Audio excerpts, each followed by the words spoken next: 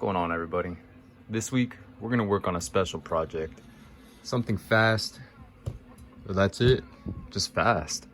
I want to try and do something on road as quick as I can make it go. Yeah, I really don't want to mess with what we have here though, because these are kind of set up for everything we've been doing lately. So one way, looks like we're starting fresh. Now when I say fast, I don't mean that we're just gonna buy every shiny upgrader that we see on the shelf. I want this thing to last, but I also want it to be sturdy. Now these TT02 bodies can only handle so much, so I don't want to just spend everything and then watch it break on the road. So what I'm gonna do is walk you through step by step on what it is that I'm upgrading and why I'm upgrading it. And we're getting started right here with the backbone. Very first upgrade is gonna be this center shaft here. Now I'm switching up almost everything. Let's start with the original. We have bushings. We have a plastic center shaft with a bunch of notches in it. More bushings with the regular cup and a 70 spur. Now, when we go to the new upgraded one, I'm keeping the exact same cup here in front. Don't ask why. But I am upgrading to some bearings. I'm upgrading that center shaft to something a little bit lighter weight. No more notches that are on there, so it's gonna rotate a little bit smoother. And we have a lightweight cup back here too. We still have bearings going on back here, but right here on this spur, we've lowered that teeth. So now it's at a 63 versus a 70. Thing's gonna be spinning a lot faster. Let's get her installed. Look at that, smooth. That's the difference between bearings and bushings. All right, so right off the bat, I'm noticing a little bit of an issue, and let me show you something. You see this play that I have? That logo, this cup? I got a little bit too much play going on in here.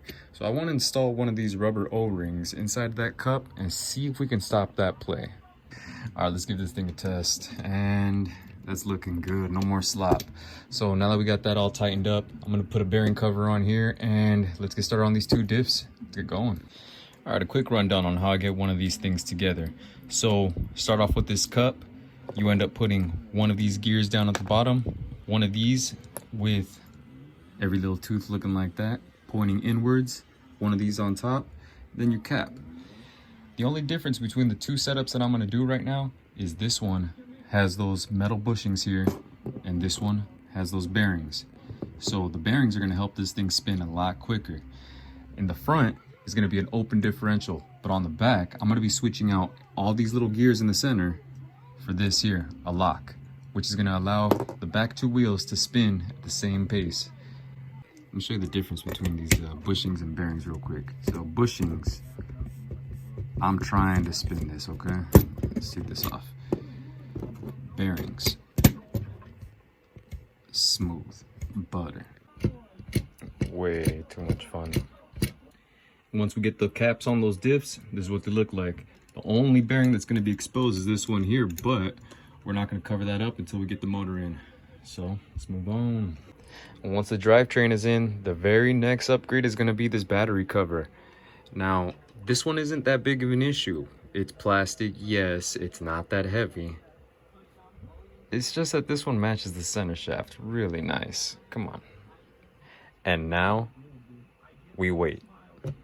We could keep moving on, but I really do want to cover up this gear, so I need that pinion in there. For that, I need the motor mount. For that, I need the motor. For that, I need the motor. Shows up next week. So I could always take it off of one of these projects, but again, I don't want to mess with these, and I know that this guy still has a little bit of life still left in him, so might be able to revive him. After I get these parts in, we're gonna move forward. See you guys soon.